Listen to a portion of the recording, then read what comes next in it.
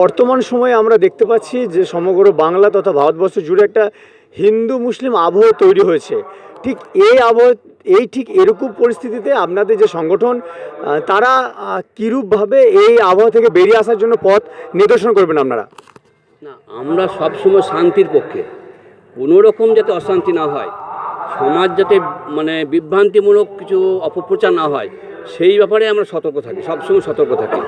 আমরা শান্তির পক্ষে, শান্তির মাধ্যমে যাতে সমাজের হিন্দু মুসলমান সহাবস্থান বজায় থাকে এবং আমাদের সেই পূর্বপুরুষের ঐতিহ্য যেন এক থাকে, সেটাই আমাদের মূল উদ্দেশ্য।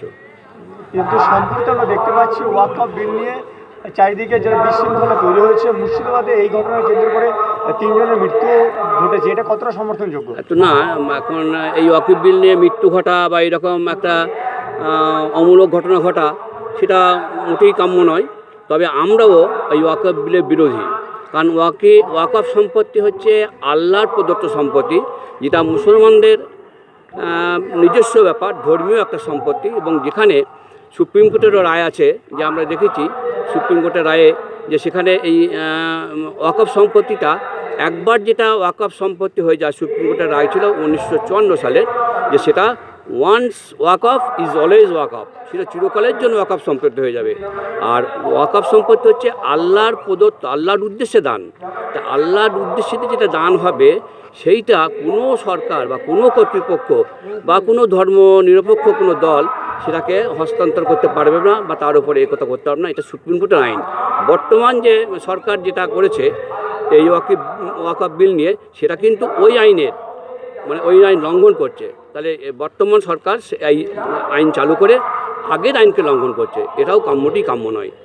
তবে আমরা শান্তিপূর্ণভাবে এর বিরোধিতা করতে চাই এবং এই প্রত্যাখ্যান করছে এই বিলকে, এবং কখনোই আমরা আপামর মুসলিম এটাকে কখনোই সমর্থন করবে না। বর্তমানে যে ওয়াকফ বিল যাতে পাস না হয় তার জন্য যারা ভোট দিয়েছিলেন, সেখানে আমরা 40 জন এমপি আমরা পেয়েছিলাম যারা মুসলিম ছিলেন, এবং 192 জন যারা কিন্তু মুসলিম সম্প্রদায় ছিলেন না। তাহলে যে এখন যে বিশৃঙ্খলা তৈরি হয়েছে, সেই বিশৃঙ্খলার মধ্যে তারা হিন্দু যারা ছিল তারাও কিন্তু ওয়াকফ বিরোধিতা করেছিলেন। কিন্তু এখন আমরা যে ঝামেলা দেখতে পাচ্ছি, সেখানে হিন্দু মুসলিম ঝামেলা চলে এসছে। তাহলে কি মনে হচ্ছে, পিছনে মনে চক্রান্তকারীরা কি এটা করছে?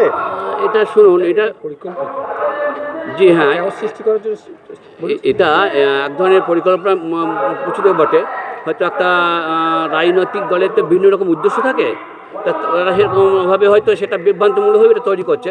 কিন্তু আমরা আপামর যারা মুসলিম, তারা কিন্তু মুসলিম এই সম্পত্তিকে, মুসলিমের এই অধিকারকে, এই ধর্মীয় অধিকারকে রক্ষা করার জন্যই আমরা লড়ে যাব। আমরা চিরকাল এটা বিরোধিতা করে যাব এবং একে রক্ষা করার জন্য আপামর মুসলিম সজাগ থাকবে, সচেতন থাকবে।